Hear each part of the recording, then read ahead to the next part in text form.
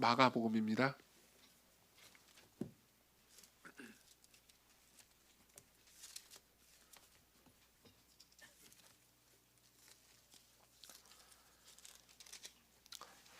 1장 9절부터 13절입니다.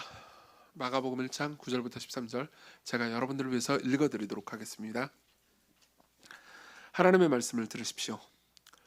그때 예수께서 갈릴리 나사렛으로부터 와서 요단강에서 요한에게 세례를 받으시고 곧 물에서 올라오실새 하늘이 갈라짐과 성령이 비둘기같이 자기에게 내려오심을 보시더니 하늘로부터 소리가 나기를 너는 내 사랑하는 아들이라 내가 너를 기뻐하노라 하시니라. 성령이 곧 예수를 광야로 몰아내신지라. 광야에서 40일을 계시면서 사탄에게 시험을 받으시며 들짐승과 함께 계시니 천사들이 수종들더라. 아멘. 마가복음을 보고 있습니다. 우리는 두 번째 시간입니다. 여러분들의 삶에서 종종 외로움을 느낄 겁니다. 아마도 그러니까 대부분일 거라고 생각을 합니다. 2022년에 작년이죠. 목회 데이터 연구소라는 곳이 있습니다. 거기 이제 여론조사 기관이죠. 거기서 보면은 한국인의 55%가 일상적으로 외로움을 느낀다고 이야기를 하죠. 그 중에서 2030 세대는 61%가 그리고 미혼의 58%가 1인 가구의 62%가 외로움을 느낀다고 합니다. 시건교회네요. 그렇죠? 시건교회 2부 예배입니다. 여러분들 중에 압도적인 다수는 1인 가구고 미혼이고 그리고 2030, 40도 있죠. 세대죠. 네, 정말 많은 사람들이 외로움을 느낀다는 거죠. 그리고 과학적인 연구에 따르면 외로움은 건강에도 치명적이라고 합니다. 읽어드리죠. 대규모 연구에 따르면 만성적 외로움으로 인한 스트레스는 인간의 건강에 아주 해로운 영향을 미친다고 합니다. 노화를 가속시키고 암을 더 치명적이게 하고 치매를 심화시키고 면역력을 약화시킵니다. 외로움은 비만보다 2배나 해롭습니다. 이건 좋네요. 저는 외롭진 않은 것 같으니까 안 좋은 건가? 예. 매일 담배 한 갑을 피는 것과 같습니다. 가장 위험한 점은 만성적인 외로움이 더 깊고 고독한 외로움을 부른다는 것입니다. 외로움이 외로움을 더 부른다는 거예요. 이게 다가 아닙니다. 연구에 따르면 외로울 때 뇌가 사회적 신호에 훨씬 더 민감하다는 사실이 발견되었습니다. 동시에 사회적 신호를 해석하는 능력 역시 저하됩니다. 타인에 더 집중하고 신경 쓰지만 덜 이해하게 되고 오해하죠. 뇌에서 표정 그리고 감정 해석을 담당하는 부분이 오작동을 해 중립적인 표정을 적대적으로 해석하고 타인에 대한 불신을 키우게 됩니다. 외로움은 타인의 의도를 최악의 경우로 오해하게 합니다. 세상을 부정적으로 인식하기 때문에 스스로를 보호하기 위해 더 자기중심적이 됩니다. 다른 사람들 눈에 당신은 실제보다 더 점점 차갑고 불친절하고 사회적으로 어색해 보이게 됩니다. 이런 연구 결과들이 다 맞는 건지 다 현실을 반영하는 건지는 잘 모르겠습니다. 근데 두 가지는 확실해 보입니다. 우리가 외로움을 느낄 때마다 외로움은 외로움을 더 많이 부른다는 것. 그리고 우리가 더 외로움을 느낄 때마다 우리가 타인의 해석, 타인의 말과 행동들 있잖아요. 그걸 더 나쁘게 해석하기 때문에 더 스스로 외로움을 부른다라는 거죠. 그리고 결국 우리는 자기중심적이 되고 고립이 됩니다. 우리는 우리 자아라는 감옥 안에 자기를 가둬버리게 되죠. 이게 그러니까 건강에도 위협이 되니까는 어떤 나라들은 이게 사회적인 문제일 뿐만 아니라 국가가 해결해야 하는 문제라고 생각했던 것 같습니다.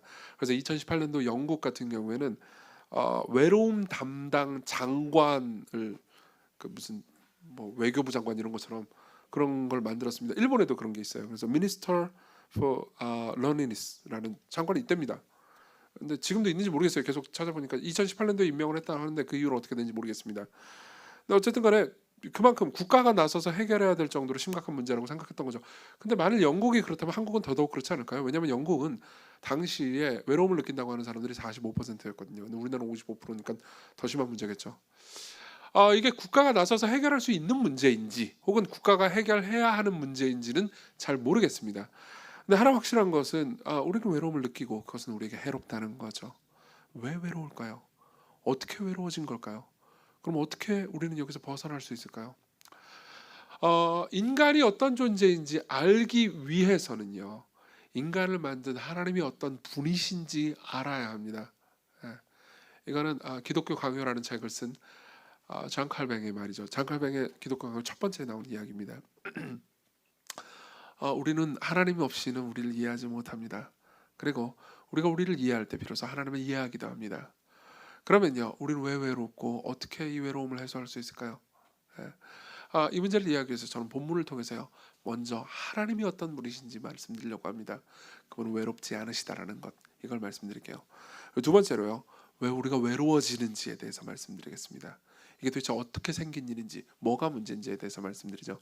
그리고 마지막으로 하나님께서 이 문제를 해결하기 위해서 어떤 일을 행하셨는지, 그리고 지금도 어떤 일을 행하고 계신지에 대해서 말씀드리도록 하겠습니다. 먼저 하나님이 누구신지부터 보죠.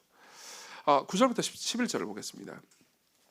그때 예수께서 갈릴리 나사렛으로부터 와서 요단강에서 요한에게 세례를 받으십니다. 사실 이 장면까지는 지난주에 봤습니다. 그렇죠? 그분이 광야에 출현하셨고, 그리고 광야의 세례 요한으로부터 세례를 받으십니다. 그리고 나서 이제 세례를 받고 난 이후에 무슨 일이 생겼는지를 보겠습니다. 10절 11절입니다.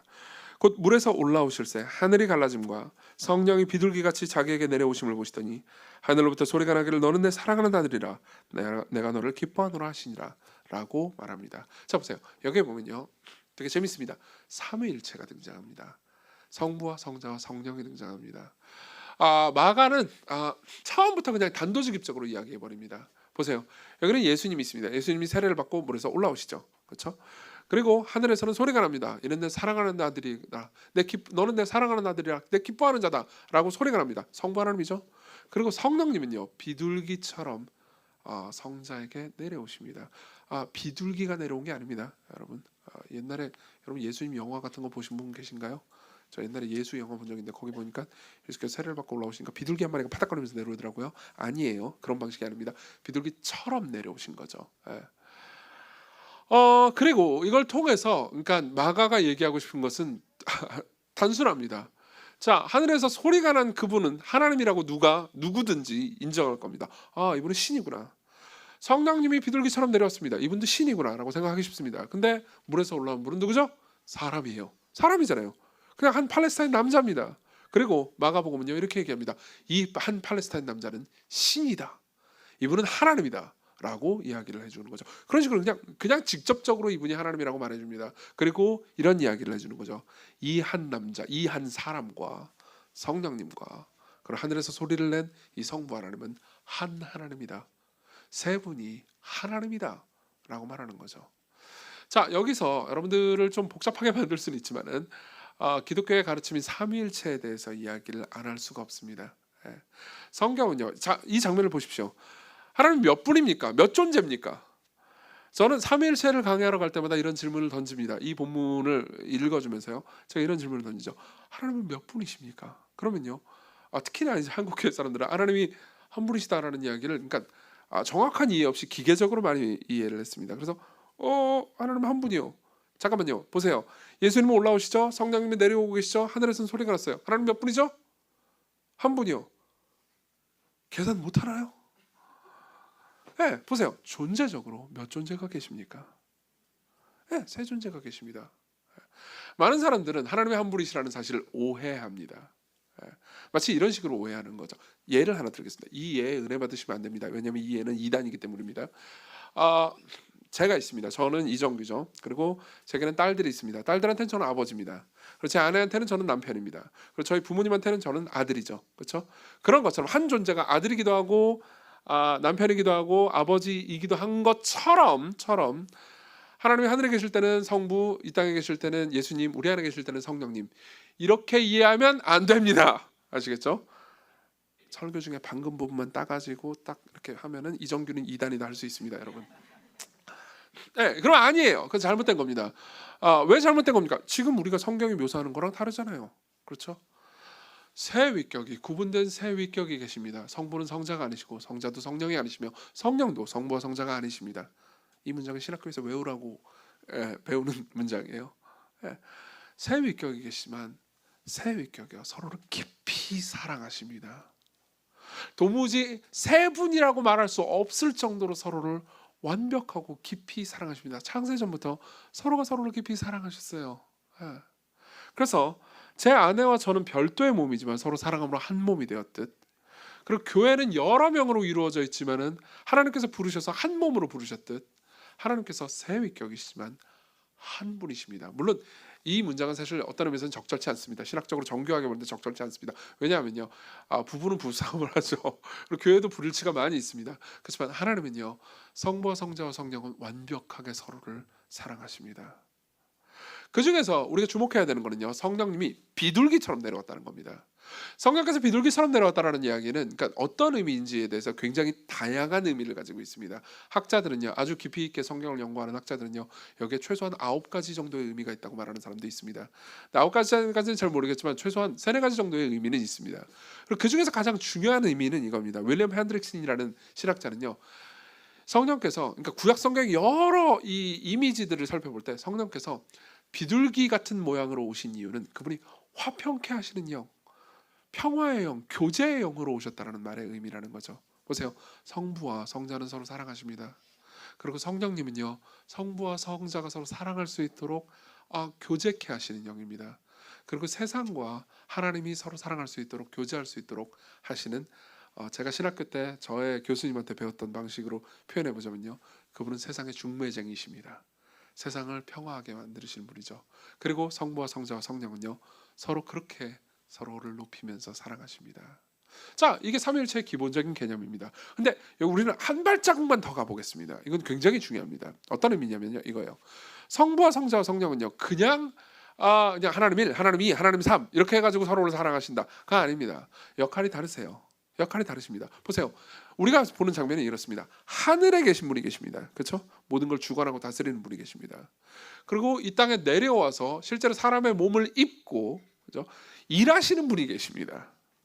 그리고 그 가운데 능력과 힘을 공급해 주시는 평화의 영이 계십니다. 맞죠? 예, 역할이 다 다릅니다. 그리고 여러분들이 마가복음뿐만 아니라 사복음서를 아주 주의 깊게 읽잖아요. 그러면은 굉장히 독특한 사실을 하나 알게 됩니다. 보세요. 직관적으로 한번 생각해 보죠. 성부가 있습니다. 그리고 성자는 이 땅에 사람이 됐습니다. 성령께서 내려오세요. 여러분들이 보기에, 그냥 직관적으로 보기에 셋 중에서 누가 제일 높아 보입니까? 셋 중에서 누가 제일 높아 보입니까? 누구나 다 이렇게 말합니다. 성부요. 그렇죠. 일단은 이름부터가 성부, 아버지잖아요. 게다가 성경에 보면요, 성부가 성자한테 명령한다는 구절들은 많습니다. 근데 성자가 성부한테 명령했다는 이야기는 없습니다. 그러니까 딱 보면 아하, 여기 중에서 대빵은 성부구나라고 생각하기가 쉽습니다.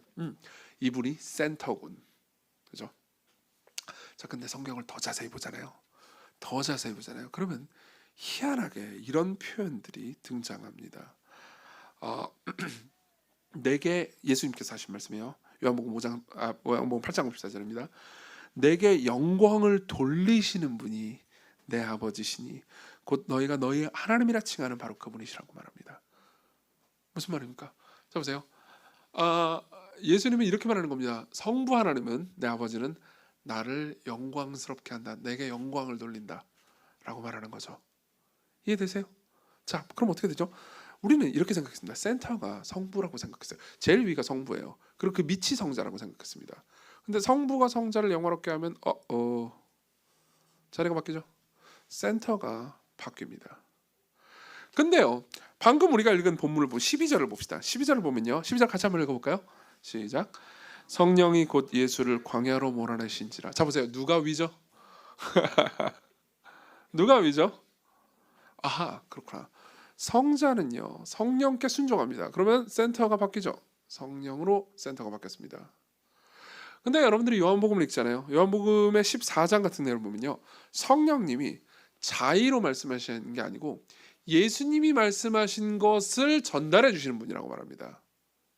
작년에 이 자리에 계셨던, 작년에도 시건교회를 다니셨던 분들은요, 제가 성령 하나님에 대해서 4번 설교한 것을 들으신 적이 있을 겁니다. 그때 제가 제일 많이 강조하고 싶었던 건 이거였습니다. 성령님은요, 예수님을 높인다는 거죠. 예수님을 우리에게 드러내는 분이라는 겁니다. 그럼 센터가 누구로 바뀌죠? 다시 예수님으로 바뀝니다. 그리고 예수님은요, 아주 많은 곳에서 성부 하나님을 영화롭게 하고 순종합니다. 센터가 누구로 바뀌죠? 성부요. 자, 여러분들이 계속 성경을 읽잖아요. 삼위 하나님이 어떤 관계인지를 집중해가면서 계속 성경을 보잖아요. 그러면요, 계속 센터가 바뀐다는 걸 알게 됩니다. 성부가 중심에 있습니다. 근데 성부는 성자를 높입니다. 그럼 성자가 중심에 있죠. 성자는 성령께 순종합니다. 성령이 센터가 됐네요. 성령은 다시 성자를 높입니다. 성자는 또 성부를 높입니다. 계속 이렇게 돌아가죠. 자, 그러면 이렇게 됩니다. 성경을 열심히 읽던, 깊이 연구하던 고대의 그리스도인들 있잖아요. 이 사람들 교부들이라고 부릅니다. 교부들은요, 삼위 하나님에 대해서 너무너무 깊이 알고 싶었습니다. 왜냐하면 그 이전에는 그런 비슷한 종교도 없었거든요. 그죠? 그러면서 도대체 이분은 누구일까? 이분은 도대체 무슨 일을 하는 걸까? 그러면서 연구를 합니다. 연구를 하다 보니까요, 계속 센터가 바뀌네? 계속 서로가 서로를 높이고 있네? 자, 보세요. 계속 센터가 바뀌는 걸 우리 뭐라고 그러죠? 셋이 손을 잡고 강강술래를 추고 있는 겁니다. 이해되세요? 그래서요, 고대 그리스도인들은요, 하나님이 마치 춤과 같다고 생각을 했죠. C.S. 루이스의 말을 읽어드리겠습니다. 기독교의 하나님은 정적인 존재가 아니라, 심지어 한 인격체로만 그치는 분이 아니라 역동적으로 약동하는 활동, 생명, 일종의 드라마에 가까운 분입니다. 하나님이라는 존재는 그냥 정적인 존재가 아니고 일종의 드라마에 가깝다고요. 그 존재가요. 경건치 못한 표현이 될지 모르겠지만 하나님은 일종의 춤과 가까운 분입니다. 성부와 성자의 연합은 그 연합 자체를 또 하나의 인격체라고 될 만큼 생생하고 구체적으로 이루어집니다. 이해되십니까? 새 위격이 계속 돕니다. 보세요. 여러분들은 K-팝을 좋아하는 분들 있고 아는 분들 있겠지만 좋아할 겁니다. 우리나라의 K-팝은요, 아주 군무를 잘 주죠. 그렇죠? BTS 뭐 다른 여러 걸그룹들을 보십시오. 거기에 뭐 센터가 있습니다.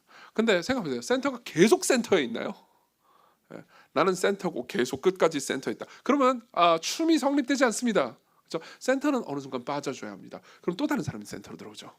그리고 그 사람은 또 빠져주면요, 또 다른 사람이 센터로 들어줍니다. 모두가 센터에 있지 않아요. 그리고 계속해서 센터의 자리를 돌아가면서 무언가 안무가 진행될 때 우리는요, 뭘 보죠? 조화를 느낍니다. 아름다움을 느끼죠. 무언가 작품이 나옵니다. 뭔가 열매가 나오죠. 맞죠? 자, 이 장면은요, 창세전부터 삼위 하나님이 행하시던 어떤 일입니다. 이걸 쉽게 표현해보자면 이렇습니다. 성부와 성자와 성령은요, 서로를 너무 좋아하십니다. 서로는요, 의무감 가운데 계신 분이 아니에요.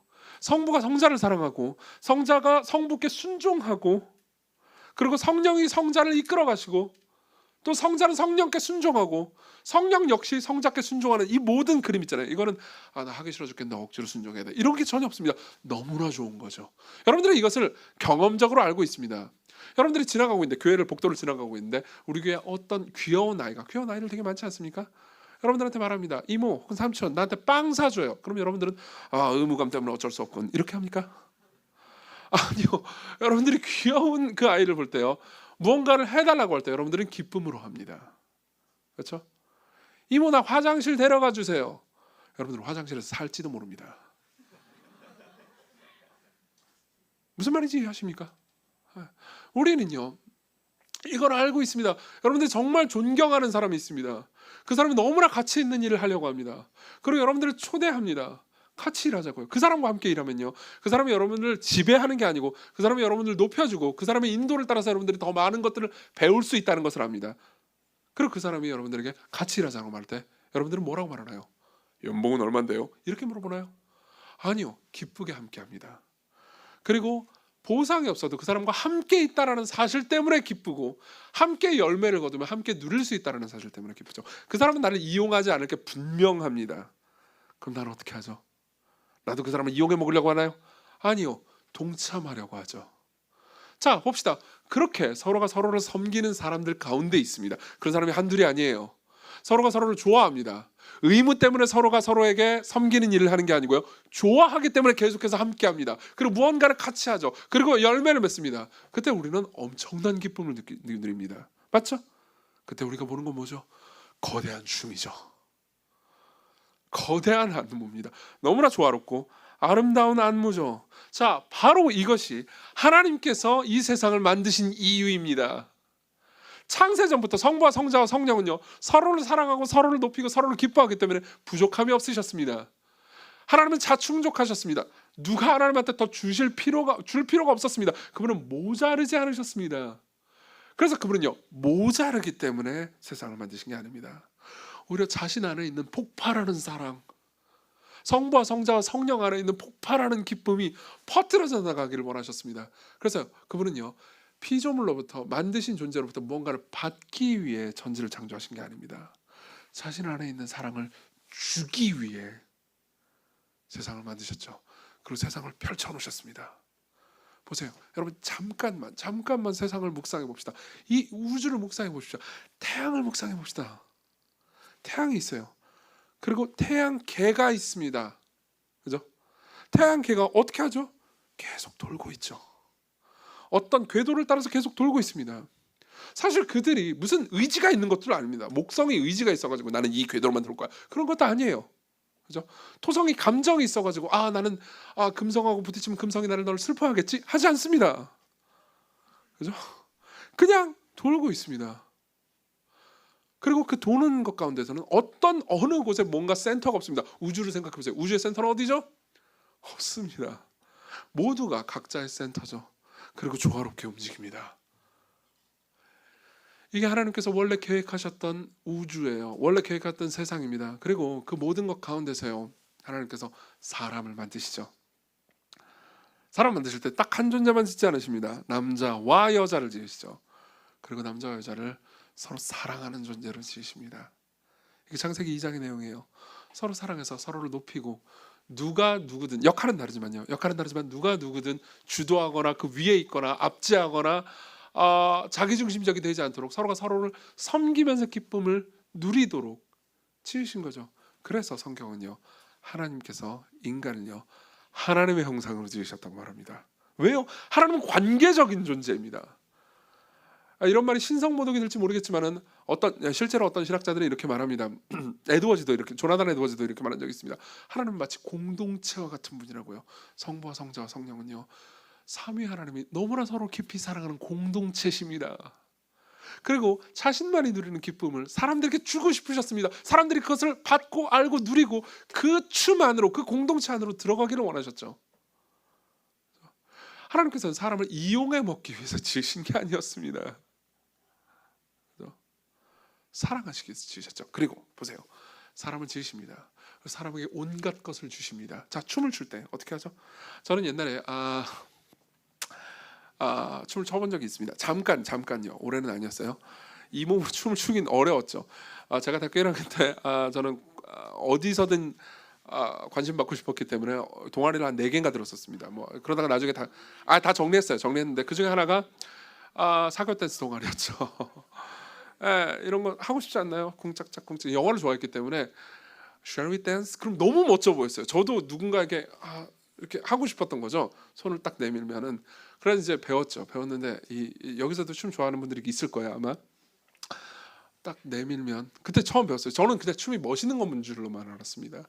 근데 내밀면요, 받고, 자, 주거니 받거니 하는 과정이 계속됩니다. 스텝을 그쪽에 밟으면요, 나는 빠져줘야 합니다. 내가 나서면 그쪽이 빠져줘야 되죠. 그렇죠? 여기에서는 내가 계속 중앙에 서려고 하면 안 됩니다. 계속 내가 빠져주는 연습이 있어야 됩니다. 내가 계속 빠져주는 역할이 있어야 내가 나설 때도 있는 법입니다. 그리고 빠지고 나서고 하는 과정 중에서 어떻게 되죠? 조화가 이루어지죠. 그렇죠? 자, 하나님께서 사람을요, 모든 인간이 이런 거대한 자기 낮춤과 빠지는 거요, 그리고 영광을 받는 기쁨, 모두가 서로를 영화롭게 하려고 한다면 얼마나 기쁘겠습니까? 그렇죠? 그 안에서 행복하도록 이 세상을 지으신 겁니다. 이게 하나님의 천지창조 목적이에요. 온 우주, 태양계, 바다, 지구의 움직임, 인간들 가운데의 교제, 이게 하나님의 계획이었어요. 그 모든 것들이 거대한 아름다운 춤이 되도록 하시는 거죠. 하나님 인간을 만드십니다. 모든 걸 주셨어요. 어떻게 된 거죠? 하나님께서 먼저 손을 내미신 거죠. 그럼 인간은 어떻게 반응해야 됩니까? 인간은 어떻게 합니까? 그 손을 잡는 겁니다. 그 방법을 하나님께서는 이렇게 두셨습니다. 한 나무를 두셨죠. 선악을 알게 하는 나무라고 이름 붙인 그 나무요. 그리고 하나님께서는 쉬운 명령을 주십니다. 뭘 하라는 게 아니었어요. 뭘 성취하라는 것도 아니었습니다. 그냥 이걸 먹지 말라고요. 먹지 말라고요. 뭐죠? 하나님께서 무언가를 주실 때, 무언가를 손을 내밀면서 반응할 때, 사람도 무언가 손을 내밀면서 반응하면서 자기를 낮추어야만, 그렇죠? 여기는 춤이 성립되는 겁니다. 교제가 성립되는 겁니다. 맞죠? 자, 그렇게 교제를 원하셨습니다. 그리고 아름답게 지으셨죠. 인간은요, 짐승들을 향해서도 그렇게 섬겼어야 했습니다. 세상을 만드신 하나님을 존중하면서 자연을 보호했어야 했습니다. 하나님께서 세상을 만드실 때 하나님은요, 세상을 외롭게 지으신 것이 아니었습니다. 하나님은 원래 외롭지 않으셨고 하나님께서 만드신 세상도 원래 외로운 것이 아니었습니다. 서로가 서로를 높이면서 사랑하면서 기뻐하는, 고독과는 전혀 거리가 먼 행복으로 세상을 지으셨죠. 자, 두 번째로 넘어가죠. 근데 무슨 일이 일어난 겁니까? 도대체 왜 이 지경이 된 겁니까? 12절 13절을 보겠습니다. 성령이 곧 예수를 광야로 몰아내신지라. 광야에서 40일 계시면서 사탄에게 시험을 받으시며 들짐승과 함께 계시니 천사들이 수종들더라. 자, 보세요. 아까 우리가 봤던 11절까지의 내용하고 이 12절부터의 내용은 약간 온도가 달라집니다. 온도가 아주 달라집니다. 11절에는 성령님이 비둘기처럼 내려오십니다. 하나님은 너는 내 사랑하는 아들이고 내 기뻐한 자다. 그렇습니다. 그리고 13절에 성령님은 어떻게 하죠? 예수님을 몰아내버립니다. 광야로, 그리스도로 보잖아요. 그럼 쫓아냈다는 겁니다. 광야로 쫓아냈습니다. 갑자기 분위기는 황량해집니다. 그리고 그분은 광야에 계시고요, 들짐승과 함께 계시고 사탄에게 시험을 받으시죠. 도대체 이게 무슨 그림일까요? 왜 예수님은 이런 일을 하신 걸까요? 왜 예수님은 쫓겨났습니까? 마태복음을 읽는 첫 번째 독자들은, 구약 성경에 익숙한 첫 번째 독자들은요, 이 두 절의 본문을 보면서 단박에 이것이 창세기 2장의 그림이라는 것을 파악했을 겁니다. 창세기 2장에는 한 남자가 있습니다.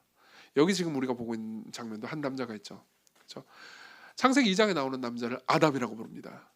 그리고 고린도전서와 로마서에 따르면요, 여기 이 광야에 있는 남자를요, 예수님이라고도 말하지만요, 로마서 5장에서는 두 번째 아담이라고도 부릅니다. 첫 번째 아담과 두 번째 아담이요. 첫 번째 아담은 어땠습니까? 그는 동산에 있었습니다. 아름다운 곳에 있었죠. 두 번째 아담은 어디 있습니까? 광야에 있습니다. 버림받은 곳, 고독한 곳, 고통스러운 곳, 먹을 것과 마실 물이 없는 곳. 첫 번째 아담은 어디 있었습니까? 첫 번째 아담은요, 예쁘고 사랑스러운 짐승들과 함께 있었습니다. 아담은요, 그 모든 짐승들에게 다 이름을 붙여주었죠. 그죠? 그리고 그 모든 이름들은요, 이름을 붙인 짐승들과 아담은요, 평화롭게 살 수 있었습니다. 그렇지만요, 두 번째 아담은, 이 새 아담이잖아요, 들짐승과 함께 있습니다. 여기서 들짐승이라고 번역된 단어 있잖아요. 이 단어는 그냥 짐승이 아닙니다. 아주 사납고, 누군가를, 사람을 잡아먹을 수도 있고 죽이려고 하는 그 짐승들과 함께 있었다는 거죠. 생각해보세요. 이 남자는, 이 두 번째 아담이라는 이 남자는요, 아까 삼위일체의 그림에 따르면요, 신입니다. 신은 뭘 했죠? 이 짐승들을 만들었습니다. 이 짐승들을 만든 이분이요, 광야에서 이 짐승들에게 위협을 받고 있는 거예요. 네. 그리고 또 하나의 공통점이 있습니다. 다른 점이기도 하지만 공통점이 있습니다. 첫 번째 아담은요, 사탄에게 시험을 받았습니다. 뱀이 나와서 시험했죠.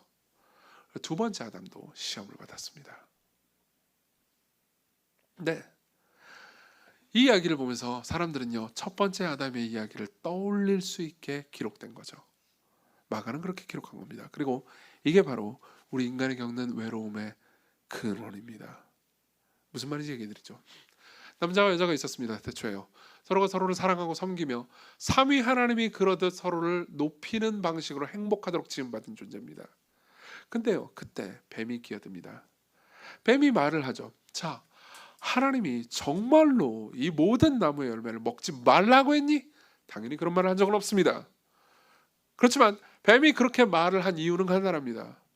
하나님이 그들을 섬기고 사랑하고 그들을 위해서 그들을 높이는 존재라는 것을 망각하도록 하는 거죠. 그러면서 은근 이런 메시지를 집어넣는 겁니다. 그는 자기 혼자 센터가 되려고 하는 거야. 자기 혼자 높임 받으려고 한다고. 너희들이 센터가 되는 걸 두려워하고 있어. 너희들도 신이 될 수 있어, 아담과 하와야. 근데 왜 그는 너희들을 압제하려고만 하지? 신을 치워버리라고. 신 따위는 없다고 말해. 너희들도 신이라고 말하라고. 사실 사탄이 한 말은 이거였습니다. 뱀이 여자에게 이르되 너희가 결코 죽지 아니하리라. 하나님께서는 죽는다고 그랬거든요. 너희가 그것을 먹는 날에는 너희 눈이 밝아져 너희들이 뭐예요? 하나님과 같이 될 것이다. 신과 같이 될 것이다. 이렇게 말한 거죠. 자 보세요. 서로 주거니 받거니 빠지고 겸손해지고 낮아지는 관계가요. 이렇게 됩니다. 사탄이 와가지고 이렇게 말하는 거죠. 아니 너희는 빠지면 안 돼. 너희들이 신이 되어라. 보세요. 사탄은요. 사탄의 특징이 있습니다. 사탄은 결코 나를 섬겨라 라고 말하지 않습니다. 사탄은 결코 사탄을 섬겨라 라고 말하지 않습니다. 사탄은 결코 사탄이 네 인생의 주인이다 라고 말하지 않습니다. 사탄은 이렇게 말할 뿐입니다. 네 인생의 주인은 너다.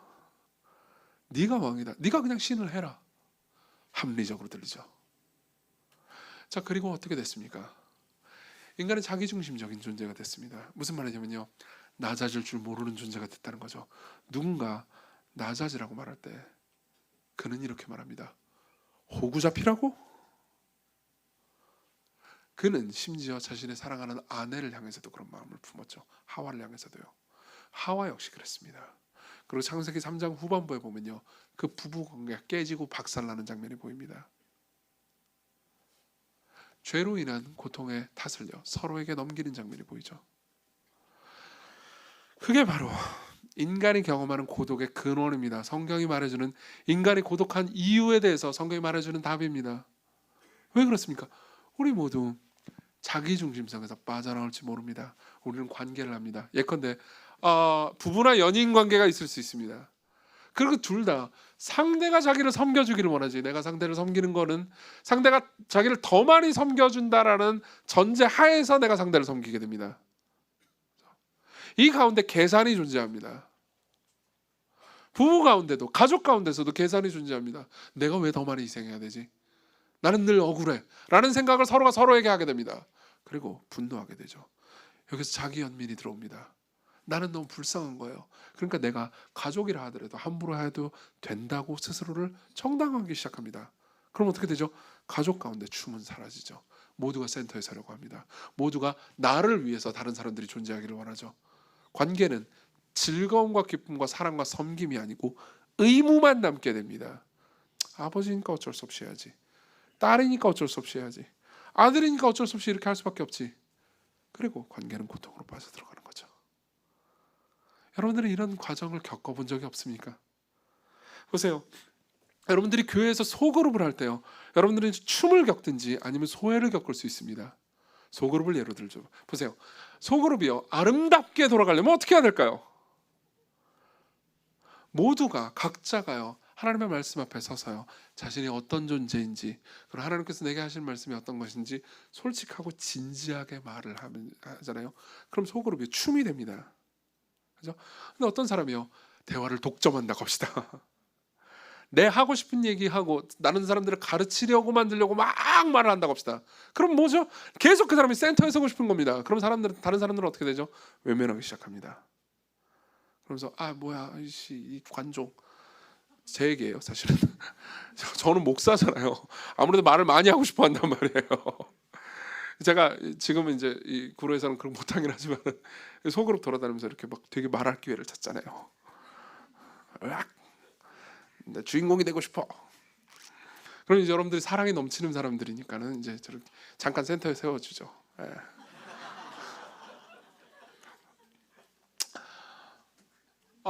보세요. 누군가 계속 그러고 있잖아요. 그러면은 그 모임은 아름다운 춤이 되지 못합니다. 혹은 이럴 수도 있습니다. 나는 이 모든 게 귀찮아, 냉담해지겠어. 그러면서 팔짱을 끼고 앉아 있는 겁니다. 그래서 무언가를 물어볼 때 그냥 단답형으로 대답하는 거죠. 이거는 나는 센터가 되려고 하는 게 아닌데요. 아니요. 센터가 되지 못하기 때문에 화가 난 겁니다. 진짜로 서로가 서로를 사랑하잖아요. 그러면 서로가 서로를 계속 높입니다. 한 명이 말합니다. 센터가 된 거죠. 그렇죠? 그러면 자신을 센터를 세워준 걸로 인해서 감사하게 됩니다. 그리고 자신의 이야기를 진정으로 솔직하게 이야기합니다. 그리고 다른 모든 사람들은 그걸 받아줍니다. 그리고 이 사람은요 다른 사람에게 센터로 넘기죠. 그럼 새롭게 센터가 된 사람은 똑같은 이야기를 합니다. 그리고 서로가 서로를 용납합니다. 그것이 돌아갑니다. 그리고 서로를 위해서 기도합니다. 그리고 그것은요 잠깐, 아주 잠깐 천국이 되죠. 반대를 볼까요? 여러분들은 삶을 살면서 분명히 이런 것들을 경험한 적이 있을 겁니다. 어떤 사람인데 그 사람이 말이 안 통하는 거예요. 그러니까 무슨 말을 해도 논리로 설득되지 않습니다. 왜냐하면 모든 논리가 자기중심적이기 때문입니다. 나에게 이익이 되는 한도 내에서만 합리적입니다. 그 사람은요. 그리고 얘기를 해도 말이 안 통해요. 그냥 다 자기가 원하는 대로만 되어야 합니다. 그리고 조금만 자기에게 손해를 주는 것이 있으면 막 분노하고 화를 냅니다. 그럼 어떻게 되죠? 그럼 어떻게 됩니까? 우리 더 이상 그 사람과 얘기할 수 없죠. 여기에는 춤이 존재할 수 없습니다. 단절만 존재하죠. 그 사람은 계속 자기가 높임 받기를 원하지만 결국 고독한 신이 되고 맙니다. 여전히 자신은 신으로 남을 수는 있습니다. 그렇지만 아무도 자기를 예배하지 않는 신이죠. 그럼 어떻게 되죠? 고독한 신이 되는 거예요. 종종 숭배를 받기 위해서 돈을 쓰기도 합니다. 사람들한테 맛있는 걸 사주면 사람들이 좀 더 나를 좋아하지 않을까? 그런데 사람들은요, 점점 내가 맛있는 걸 사주는 것마저도 부담스러워하는 것 같습니다. 그럼 화가 나죠. 내 얘기인가?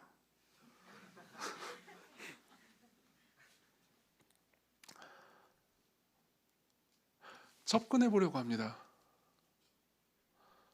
대화를 해보려고 합니다.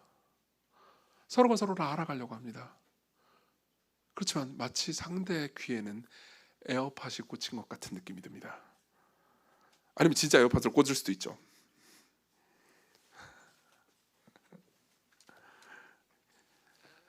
이게 성경이 말하는 고독의 원인입니다. 성경은요, 우리 각자가 신이 되려고 할 때 고독해진다고 말하죠.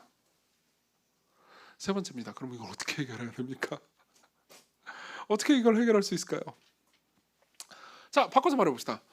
하나님 입장에서 한번 생각을 해보자고요. 하나님이 있습니다. 인간을 만들었습니다. 인간에게 생명을 주었습니다. 그리고 하나님께서 인간에게 주실 수 있는 모든 좋은 것들을 선물해 주십니다. 인간은 계속 에어팟을 끼고 있습니다.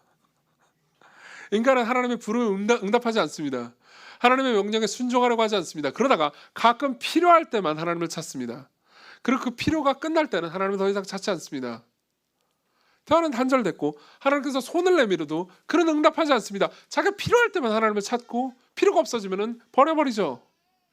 자, 그렇게 자기중심적인 인간을 하나님은 어떻게 대해야 합니까? 두 가지 방법밖에 없습니다. 하나는 우리가 흔히 하는 거죠. 생각해보세요. 우리가 하나님한테 하는 것처럼 똑같이 우리한테 하는 어떤 사람이 있다면 여러분들은 그 사람을 어떻게 하겠습니까? 손절이죠. 그렇죠? 오, 그래? 그럼 너 혼자 에어팟 끼고 편안하게 놀렴. 나는 너와 함께 놀 생각이 없단다. 그럼 적당한 거리를 두거나 아니면 손절해 버리는 겁니다. 간단하죠. 그렇죠? 자, 하나님도 그렇게 하실 수 있었습니다. 하나님도 이렇게 하실 수 있었습니다. 내가 나에게로부터 나오는 모든 좋은 것들을 다 당연하게 여기고 오히려 주지 않는 것에 대해서 분노하면서 내가 내 계획 안에서 내가 너에게 주는 모든 것, 주지 않는 모든 것들을 향해서 분노하고 있다면, 너희들이 그렇게 철저히 나를 이용하고 나를 사랑하고 있지 않다면 나는 너에게 줄 의무가 아무것도 없다. 맞죠? 하나님께서 인간에게 무언가를 줄 의무는 없습니다. 그때 하나님께서 선택할 수 있는 방법은 뭐죠? 원하는 대로 살아라. 네 마음대로 해라. 그리고 그분이 주실 수 있는 모든 좋은 것들을 안 주시기로 하는 겁니다. 그리고 신이 되고 싶다면 신이 되게 놔두는 거죠. 그리고 그런 사람들이 모인 공간을 성경은 지옥이라고 부릅니다. 지옥의 특징이 뭔지 아십니까? 모두가 신이에요. 모두가 센터가 되기를 원합니다. 모두가 다른 사람들이 다 자기를 숭배해 주기를 원합니다. 그러나 나는 누구도 숭배하지 않죠. 누구도 예배하지 않고 누구도 높여주지 않습니다. 모두가 나야 나야 나야 라고 말하는 거죠. 생각해보세요. 끔찍하지 않나요? 여러분 상상해 보십시오. 여러분들이 제일 말이 안 통하는 사람을 상상해 보십시오. 그리고 그거보다 한 10만 배 말이 안 통하는 사람들로 꽉 차 있는데 나도 그런 사람이라고 합시다. 그게 지옥이에요. 하나님의 입장에서 모든 인간은 다 그런 존재입니다. 하나님께서 주신 모든 좋은 것들을 당연하게 여기며 그분이 말씀하시면서 순종하라고 할 때 그 어느 하나도 듣지 않는 거죠. 그럼 그분이 어떻게 해야 될까요? 하나는 손절이지만 또 하나의 방법이 있죠. 에어팟을 끼고 있는 사람한테 그 사람과 교제하기 위해서 어떻게 하는 겁니까? 계속 그 사람에게 말을 거는 겁니다. 먼저 다가가는 겁니다. 보세요. 신이 진짜 한 일을 얘기해 드리죠. 신은 인간들을 다 그냥 소각장에 넣을 수도 있었습니다. 진짜 신이요. 근데 신은 그렇게 하지 않기로 결정했습니다. 3위 중에 한 위격은 이 땅에 내려오십니다. 보세요. 춤을 추려면 어떻게 해야 되죠? 먼저 춤을 추자고 요청을 해야 됩니다. 그렇죠? 그분이 내려오십니다. 자, 12절 13절에 보면요, 그분이 광야에 거하신 장면이 나옵니다. 보세요. 그분은 창세 전부터 삼위 하나님의 사랑 안에서, 예수님은요 완벽한 외로움 같은 건 없었습니다. 그분은 완벽한 사랑 가운데 거하셨습니다. 그러나 이 땅에 오시고 그분은요 광야로 쫓겨나십니다. 그것도 성령님에 의해서 광야로 쫓겨나십니다. 그분은 홀로 되십니다. 그리고 들짐승들이 그를 위협합니다. 그 들짐승들은 참고로 자기가 만든 존재들이에요. 자기가 만든 존재들이 자신을 위협합니다. 그리고 사탄이 유혹하죠. 사탄의 유혹의 내용이 여기 쓰여 있지는 않습니다. 마태복음에 더 자세히 쓰여 있고 지금은 그걸 다 설명할 시간이 없습니다. 그렇지만 마태복음에 나온 내용을 바탕으로 해서 사탄의 유혹을 요약하자면 이렇습니다. 바로 직전에 예수께서 세례를 받으실 때 성부 하나님은 뭐라고 하셨습니까? 너는 내 사랑하는 아들이고 내 기뻐하는 자다. 근데 그 다음에 예수님은요 쫓겨납니다. 그리고 마귀가, 사탄이 한 유혹의 내용이 뭔지 아십니까? 세 가지 시험이었는데 세 가지 시험을 요약하자면 이렇습니다. 진짜 하나님이 너를 사랑할까? 신이 너의 아버지라고 부르는 그 하나님이 정말 예수 너를 사랑한다고? 그러면 돌을 떡덩이로 만들어봐. 뭐든 해봐. 아니, 너를 사랑하지 않아. 너를 진짜 사랑했다면 이 광야로 너를 쫓아냈을까? 사실 첫 번째 아담이 받았던 시험과 똑같은 내용의 시험이었죠. 그리고 예수님은요 그 시험을 거부합니다. 무슨 말입니까?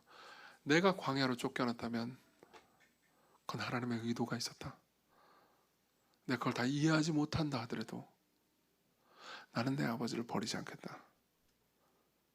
나는 그분을 높이겠다. 나는 그분이 내 삶의 센터가 되는 것이, 내 삶의 주인이 되는 것이, 내가 이해하지 못해도 순종하는 것이 하나도 두렵지 않다. 사탄아, 너는 나를 속일 수 없다. 너는 나를 사랑하는 존재가 아니고 내 아버지가 나를 사랑하는 존재다. 그분은 나를 미워했기 때문에 광야로 내던진 게 아니고 나를 향한 더 큰 계획이 있었기 때문에 광야로 나를 내던지신 것이다. 그분은 승리했죠. 왜요? 왜 그분이 이 고통을 당하셨습니까? 왜 그분이 이 광야로 내 몸을 당하셨습니까? 마가복음 계속 읽잖아요. 그러면요, 지난주에도 제가 말씀드렸지만 그분이 경험한 광야는 이게 끝이 아니었습니다. 그분은 삶을 사시고 제자들을 키우시고 제자들을 인도해내시다가 결국은요 동산에 접근하십니다. 또 다른 동산이요. 첫 번째 동산과는 완전히 다른 동산이죠. 첫 번째 동산은 에덴 동산이었습니다. 그리고 예수님이 오르신 곳은요 겟세마네였죠. 그것은 완전히 다른 곳이었습니다. 에덴 동산에서 아담은 늘 하나님을 만날 수 있었습니다. 그렇지만 겟세마네 동산에서 그분은 진짜 끔찍한 고독을 만나게 됩니다. 그 이전에 보면요, 지금 우리가 읽은 본문 있잖아요. 읽은 본문에 보면요, 10절에 보면 곧 물에서 올라오실 때 하늘이 갈라졌다고 그러죠. 하늘이 열렸다고 말합니다. 맞죠? 예수께서 기도하실 때 하늘이 열렸다는 표현은요 마가복음과 누가복음에 굉장히 많이 나옵니다. 여러 구절에 나옵니다. 근데요 겟세마네 동산에서 예수님께서 아버지께 기도할 때는요, 아버지 이 잔을 내게서, 이 십자가를 내게서 옮겨주십시오. 할 수 있거든 이 십자가를 제발 내게서 옮겨주십시오 라고 말할 땐 하늘이 열리지 않았습니다. 그분은 고독 가운데 계셨죠.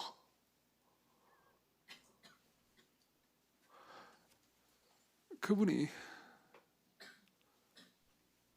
그 동산을 지나서 십자가로 가셨을 때 그분은 자신이 사랑하던 모든 존재로부터 버림을 받으셨습니다. 성부 하나님께로부터도요.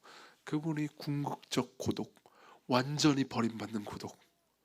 그분은 자기를 높이려고 하지 않으셨는데 오히려 자신을 낮추려고 하셨는데, 진짜 신으로서 자신을 높여도 죄가 아닌데도 불구하고 자신을 낮추려고 하셨는데 세상과 성부는 그분을 버리셨습니다. 왜요? 그분과 우리가 자리를 바꾼 거죠. 우리가 원래 받아야 되는 고독의 고통을요 그분이 우리 대신 당하신 겁니다. 우리가 받아야 되는 하나님의 진노와 저주를요 그분이 우리 대신 가져가신 겁니다. 그래서 사실요 그분이 겟세마네에서 받은 명령은 이런 것과 같았습니다. 그분은 외면당하셨지만 사실 아버지께서 겟세마네에서 그분에게 던진 메시지는 이런 거였죠. 내 사랑하는 자녀들, 너의 사랑하는 형제들을 위해서 아들 예수여, 너는 그들을 대신해서 저주를 받을 수 있겠느냐? 너는 내 자녀들이 당해야 되는 고독과 소외를 너 혼자 짊어질 수 있겠느냐? 그분이 자녀를 옮겨달라고 말했습니다. 하지만 아버지의 뜻대로 되기를 원했죠. 그분이 생애 마지막에 주신 춤은요, 자신을 지극히 낮추는 거였습니다.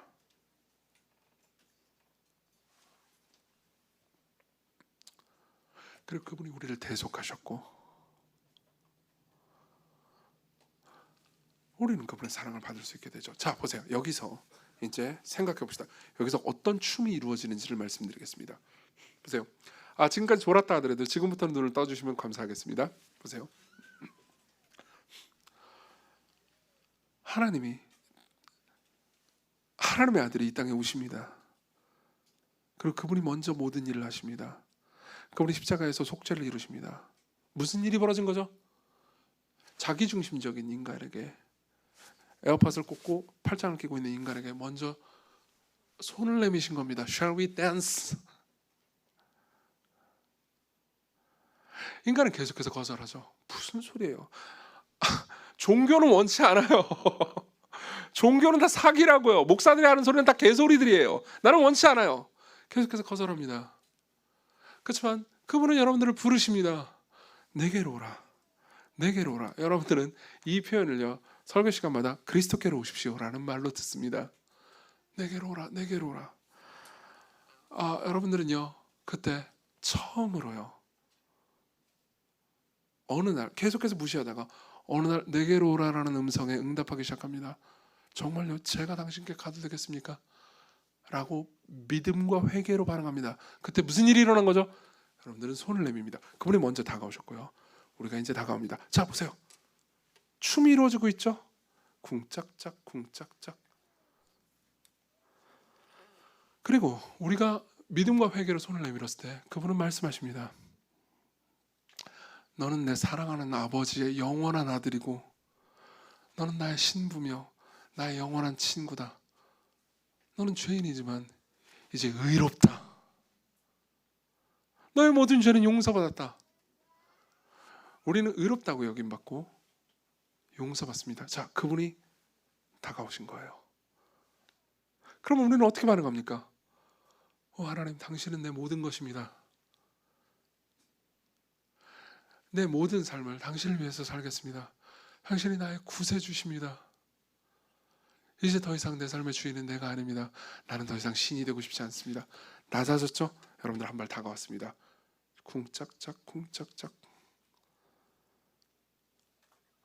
자, 그러면 어떻게 되죠? 그분은 또 우리를 높여주십니다. 너는 내 사랑하는 아들이다.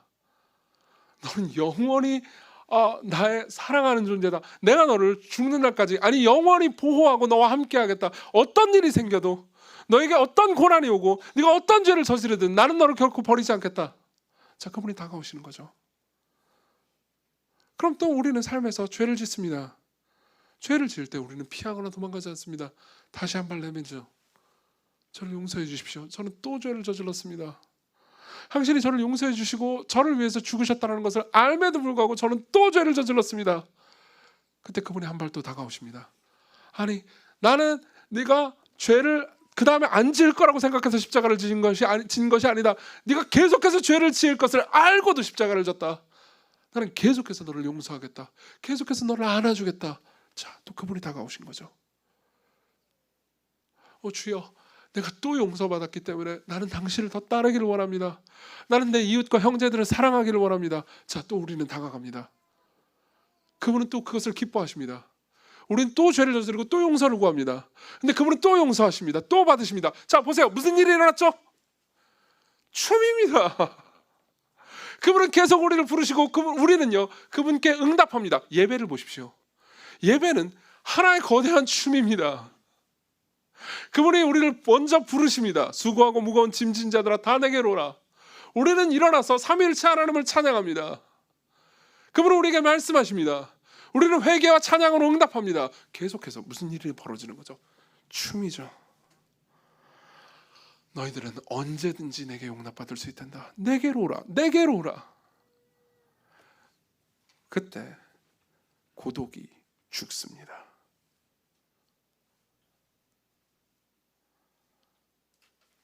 적용해보죠. 세 가지 얘기 드리겠습니다. 첫 번째입니다. 여러분들은 이 예수 그리스도께 감으로써, 이 예수 그리스도를 신뢰하고 그분을 찾고 그분을 만남으로써 여러분들이 이 춤 안으로 들어갑니다. 여러분들의 외로움은 그때 죽습니다. 아까 처음 예배를 시작할 때 제가 인용했던 처음 예배 시작할 때 안 계셨던 분들은 아마 못 들었을 겁니다. 예배 시작할 때 인용했던 손양원 목사님의 시가 기억나나요? 다시 한번 읽어드리죠. 빈 방에 홀로 앉으니 고독이 몰려오네. 성삼위 함께 거하시니 모두 함께 내 식구가 되었네. 손양원 목사님, 이 시를 지은 손양원 목사님은 평생에 걸쳐서 순교자셨기 때문에 평생에 걸쳐서 고독하고 외로운 순간들이 많았습니다.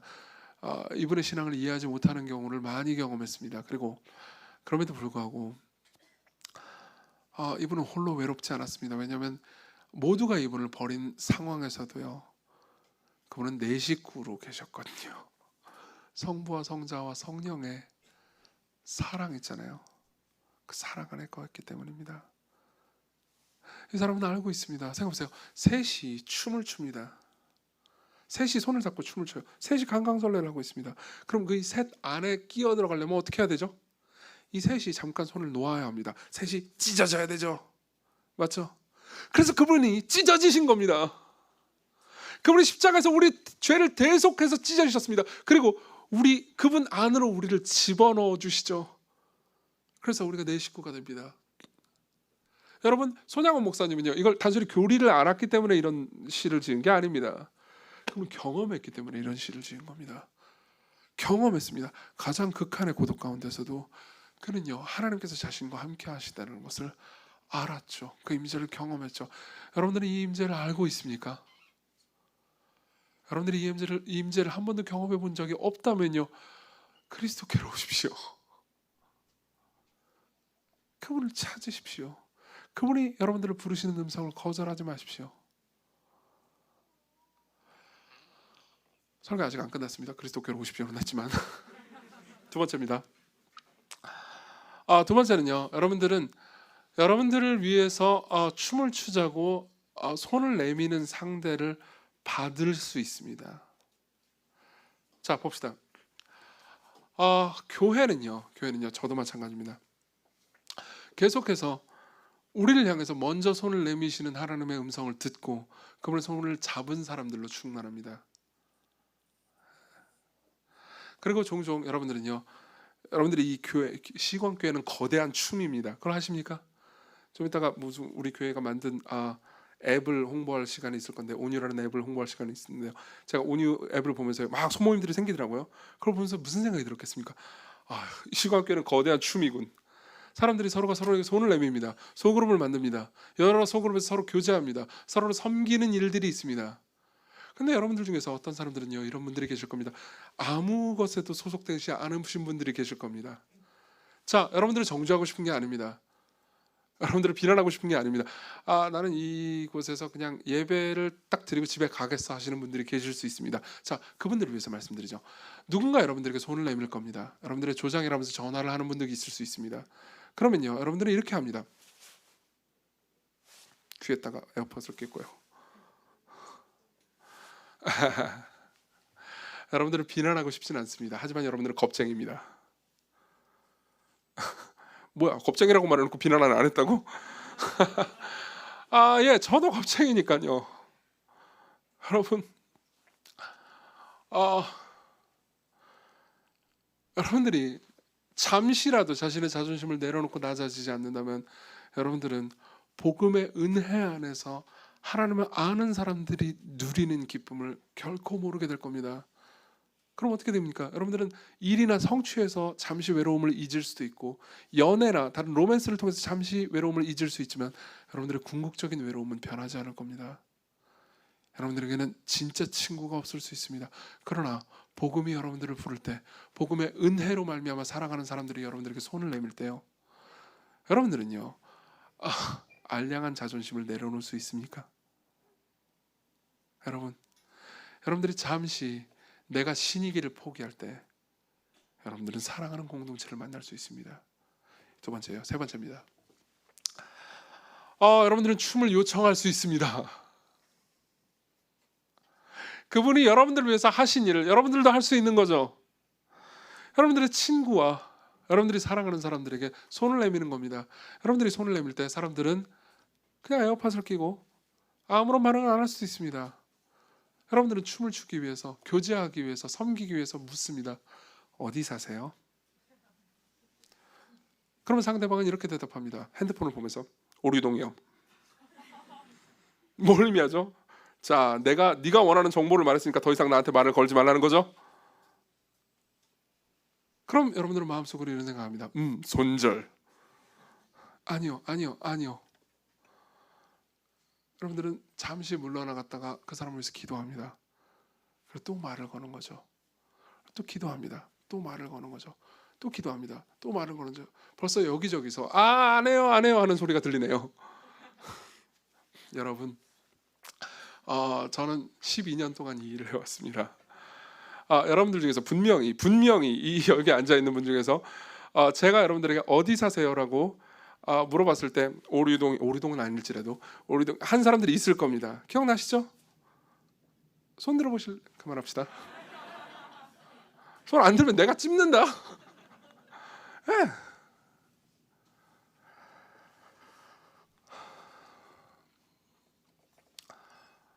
그분이 여러분들을 위해서 하신 일을 기억하십시오. 그분이 이 거대한 아름다움의 우주를 계획하시고 여러분들을 그 안으로 초청하실 때, 삼위 하나님의 사랑과 교제 안으로 여러분들을 이끌어 가실 때 그분이 어떤 일을 하셨는지를 기억하십시오. 그리고 용기를 내십시오. 여러분들이 마음을 열 때, 마음을 낮출 때 여러분들은 단순히 친구만 얻게 되는 것이 아닙니다. 여러분들이 신의 자리에서 내려올 때 여러분들은 자기를 낮추는 진짜 신을 보게 됩니다. 그리스도께로 오십시오. 기도합시다.